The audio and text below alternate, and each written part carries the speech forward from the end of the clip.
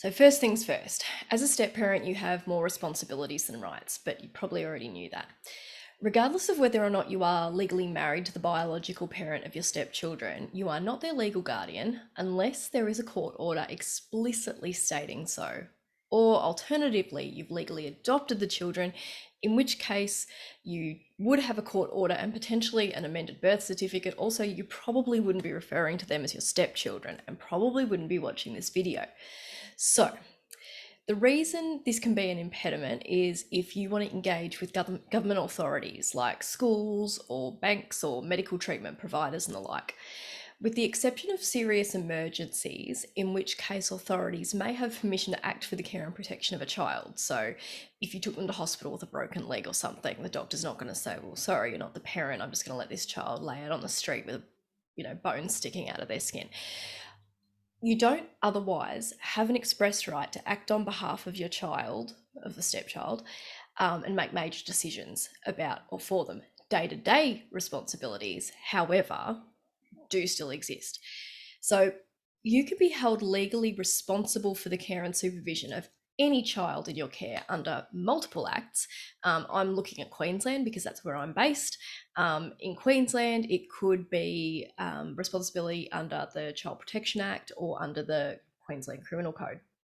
So if a child was harmed in the care of yourself and their legal parent, their biological parent, the child protection legislation can consider you a parent under the broader definitions, potentially even under the more sort of just stringent ones, and they can deem you responsible for that harm even just as an adult in the household. So this could translate to contact restrictions not just between you and the stepchild, but between your biological children as well. Similarly, if you have lawful charge of a child, so the parent leaves their children, your stepchildren, with you while they work, then you can be liable under the Queensland Criminal Code for the children and are legally bound to provide a reasonable level of supervision to them up to the age of 12. Reasonable is subjective, it's going to depend on the age and abilities and capacities of the children, and then how long have you left them for, what situation have you left them in. There's all different cases that can give you examples of what might be considered leaving them unreasonably supervised, but usually common sense is going to prevail. So if you left the 12-year-old alone while you ran down to pick up the 10-year-old 5 minutes away or something, that may be appropriate if it's a responsible 12-year-old. If you left a 1-year-old at home while you went 5 minutes away to pick up the 10-year-old, probably not as responsible. So anyway, that's all subjective. That's a different thing. But what I'm saying is the day-to-day care, you will still have some kind of legal expectation that you are responsible for the children's supervision. So I think the easiest comparison to make is between you and an educator. So a school teacher, daycare educator, whoever it might be.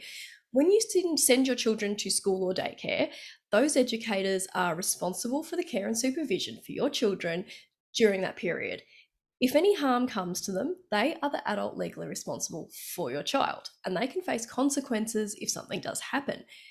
And just like you, they aren't able to make major or significant decisions for the children. So they're not going to go and enroll them in another school or take them to get a medical procedure done.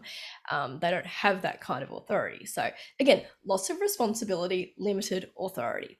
So away from the legal position of your rights and responsibilities are your moral and ethical ones. At the end of the day, regardless of who you are, having a child in your care should be considered a privilege. You have the good fortune of being entrusted with a tiny little human being who needs your love, your care, and your guidance to be the best person they can be. So, in this context, communicating with the legal parent or parents, if you're able, is critical and will enable you to get on the same page and work to look after your stepchildren and act in their best interests. It also means that although you don't have a legal right to make big decisions for them, you could be in a position in which your input is not only valued by the biological and legal parents, but sought after. And they may want you to have some kind of say and some kind of input in the big decisions around the children. So feed them, clothe them, teach them, guide them. Overall, be kind and keep them safe. That's your responsibility, not just as a step parent, but as a human overall.